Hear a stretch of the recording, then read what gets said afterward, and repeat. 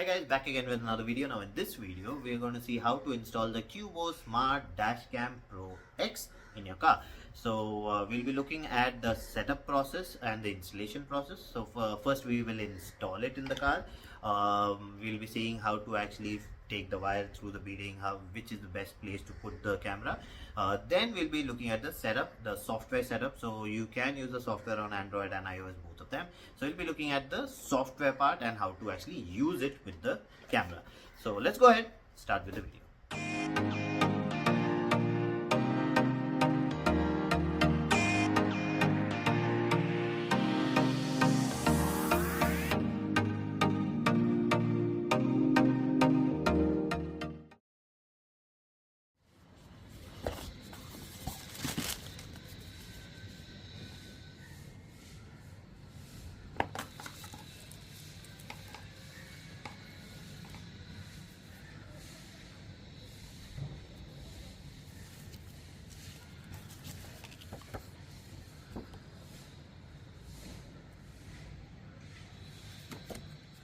Okay, so let's go ahead and see how to actually install this.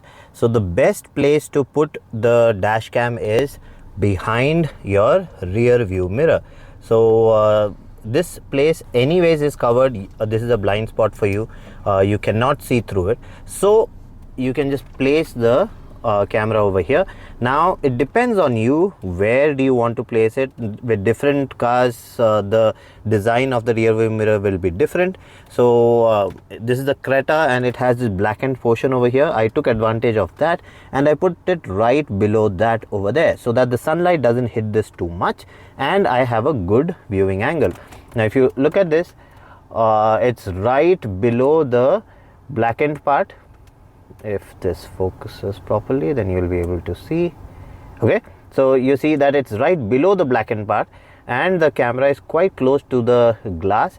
So that's why this part is not going to affect, the blackened part is not going to affect with my view, and I get a 180-degree view from here. So try to keep it as centered as possible and as high as possible. So if you keep it low, then most of the high beams of other cars will hit it and that will spoil the video. So that's one thing that I noticed. When I was testing it, I actually kept it down over here and I got a lot of the reflection, a lot of the light reflecting from it. Then I put it on top and that was a good position. So make sure that before you stick the camera, you actually test it. So what I do is, what I did is I actually took the adapter, put it over there, connected the wire, and then I tested it. I actually looked at all the angles that I can get from it, and the best one for me was this one, and then I fixed it over there. So once you get the right angle, then you can go ahead and start putting the wire in. I brought the wire in through here like that, and then like this, and then through here down over there, and it is coming out from here and then going directly to the car charger itself. And now it's working. You can see the blue light on it, so it is recording right now. So that's how you have to connect. Now the connection process is quite easy. When I was actually doing the connection, I did not shoot because it was the first time for me too. So basically you get this tool. So what you have to do is put the tool behind over here and then pull it. Now you can see it gives way and then you can just put the wire through it. So it's actually a very easy process, and you see over here also, so easily it just goes in and allows you to push the wire in. So whether it's the rubber beading, the plastic one, or this foam one, it goes through anything and you can use this to put the wire in. So that's how you do the connection. So fixing it is quite easy. Now let's take a look at the setup process, how to set up the camera on the phone. Okay, so let's see how to connect the Qubo camera to the phone. So you have to install the Qubo Pro app, which actually looks like this. You click on that, it will give you the option to add the camera. Now it's very easy. You just have to choose the camera that you purchased. There are many of them. Mine is this one, Qubo Dashcam Pro X.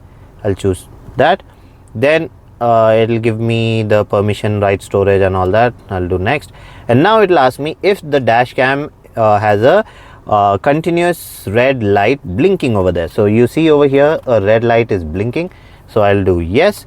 Now it will ask me to go into the Wi-Fi setting and connect to the Wi-Fi of the camera itself. So the name will look something like this: Qubo Dashcam blah blah blah, some number, according to every device will have a different number, and then the password is 12345678.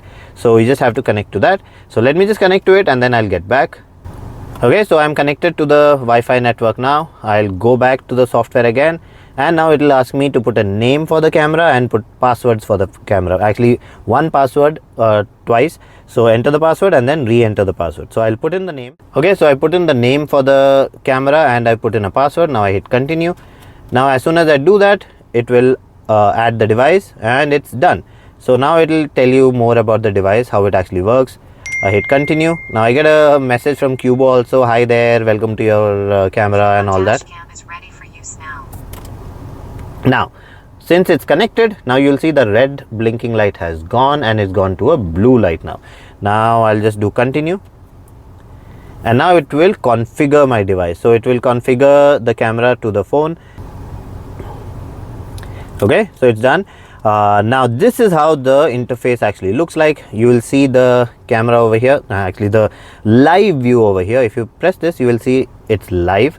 Now you can switch on, switch off the sound. I am keeping it off for now. If not, there'll be a lot of sound. Actually, I'll show you. Off for now. If not, there'll be a lot of sound. Actually, I'll show you. Okay, so I'll put that off now. So I can take pictures from here. I can directly start the recording from here. But how this works is, as soon as I start the car, it starts the recording. Now you will see over here it says ride started and then ride stopped. Ride started, ride stopped. Now you see this so many times over here because I've been recording, I've been shooting, I've been switching off, switching on the car. So that's why you're seeing this. If not, what will happen is you will see ride started and then you will see Joel detected and this and that and all other options, and then ride stopped. So this is how it looks like. If I press this option here, then it goes to a full view where I can actually see everything here. It's like a dash cam. So all your recordings are shown here, your trips are shown here, your events are shown here. So day wise, whenever you took out the car, day wise you will see all the trips here. But if you want to see them directly on a calendar, you want to go back a month or 2 months or whatever, you can go like this and the calendar shows you the blue tick, blue mark over there, which shows that that day I have taken the car out. So like I'll just go on to 29th, just like that.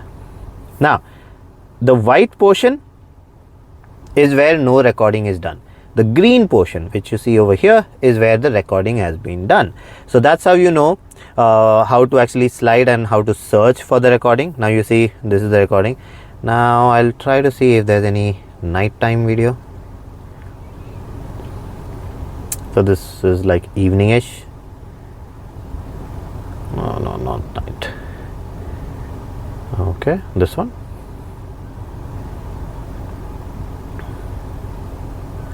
Okay, so this is how it looks like. Now let me just show you. That's the kind of view I get from my dash cam, because this is the area that I've put it in. This is the area I've put it in, and the view is this. If you want a different view according to your preference, you can put the camera wherever you want. So let me just go out of that. Okay, so this is how you set up the camera.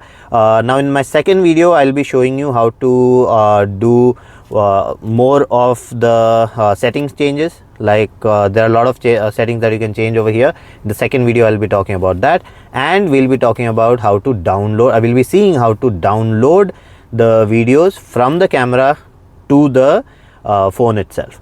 So that's it for this video. If you like the video, please subscribe with the like button and do comment, and I'll see you again with another video. Bye bye.